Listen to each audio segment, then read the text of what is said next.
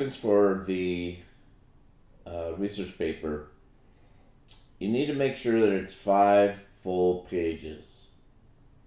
The other thing is that you are to choose a controversial issue, argumentative issue. Make sure it's argumentative. The paper should rely heavily on articles, essays, and books. Internet articles are acceptable that you've created or you've collected.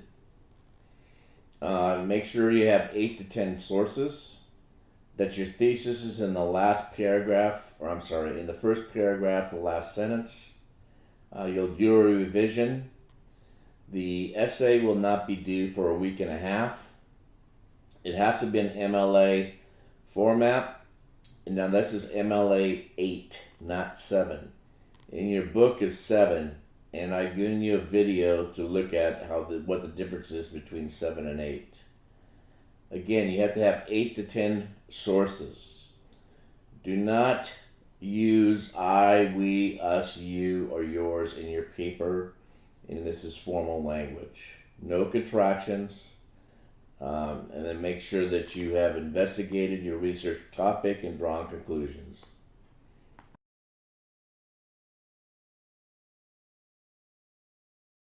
Every essay, if it's following standard form, will have an introduction.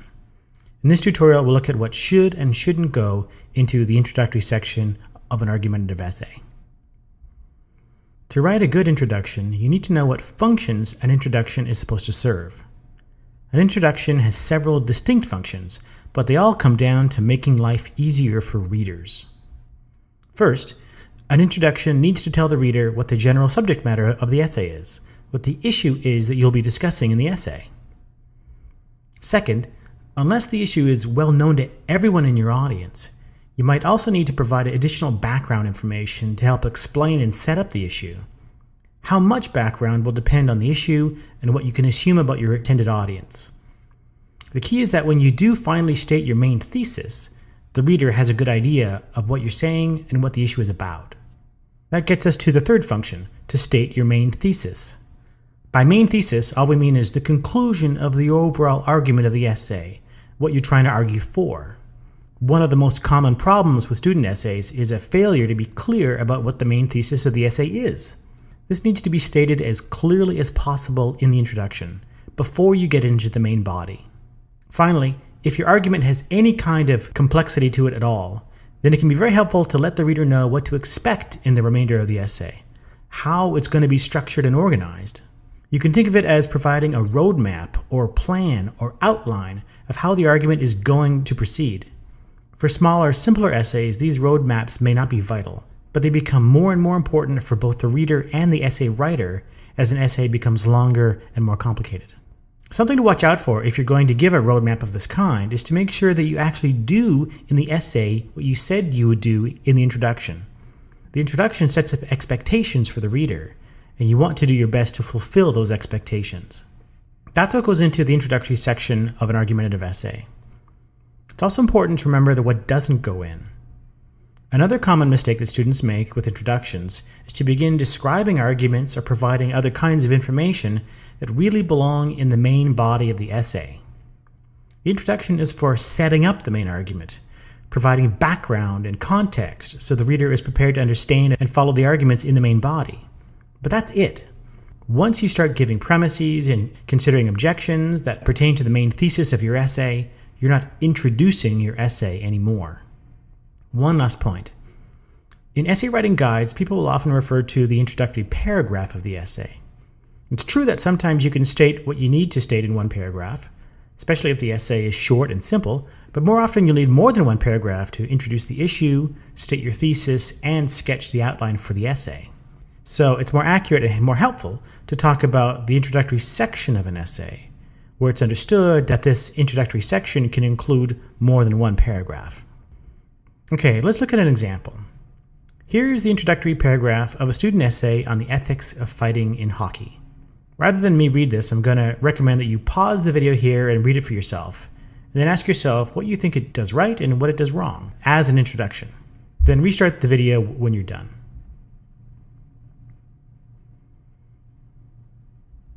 Okay, the first thing to say is, Yes, there are some style and sentence structure issues that could be improved. But it's important to distinguish issues of style from issues of function. So for now, let's ignore the style issues. In terms of function, what does this introduction do right?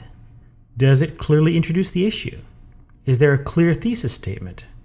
Does it tell the reader what to expect in the remainder of the essay? This introduction actually does a pretty good job on all three counts. It's clear that the issue is about the ethics of fighting in hockey. Mind you, there's still some room for clarification. Someone might read this and wonder whether the issue is about whether fighting in hockey should be banned or whether it's about fighting in hockey as a general moral issue. These two aren't necessarily the same thing. I might judge an action or a practice to be morally wrong, but not necessarily agree that the practice should be banned. And it's also unclear whether this is about professional hockey or whether it's meant to include amateur hockey, and if so, what age range of players is being considered. So there's room for improvement in clarifying precisely what the issue is, but it's still not too bad. Now, does this introduction have a clear thesis statement? Yes, it does. The writer makes it clear in a couple of places what side he's going to come down on in this debate. But the clearest place is right here in the yellow highlighted sentence. In this essay, I will argue that fighting should be allowed in hockey. There are lingering questions about what precisely this means, but there's no ambiguity about what side of the issue the writer is on. Now, does the writer give us an idea of what to expect in the rest of the essay? Yes, she does, especially in the last sentence. Some people object that fighting in hockey sends the message to children that violence is acceptable, but I will argue that fighting actually prevents more injuries than it causes. This tells us something about the argumentative structure of the essay. We know that the writer is going to consider an objection and present a reply to the objection, and we're told what issues the objection and the reply are going to address. Does an introduction need this kind of outlining? For a shorter essay like this, maybe not. This is partly a matter of preference.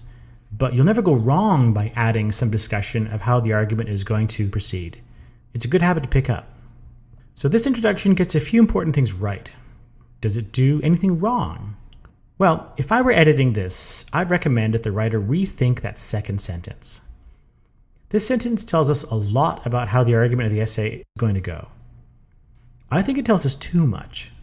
It's actually giving an argument for the main conclusion, and that's not what an introduction is for. This belongs in the main body of the essay. In an introduction, you can talk about the argumentative issues that your essay is going to address, but you want to reserve the presentation of those arguments for the main body. The reason for this is simply to avoid confusing the reader. You don't want to start arguing for one side of an issue before you've finished explaining what the issue is. So if I were to summarize my editorial comments on this introduction, the key suggestions would be to move this argumentative bit to the main body and to spend a little more time clarifying the issue. Is the claim just that fighting in hockey shouldn't be banned, or that fighting is actually a good thing, a desirable feature of the game? Is it about fighting only at the higher levels of amateur and professional hockey, or at all levels, and so on? I'm not going to bother rewriting this introduction here. The example is meant simply to illustrate the thought process that goes into writing introductions. The main idea is to think about the functions that an introduction is supposed to serve and to make sure that your introduction fulfills those functions.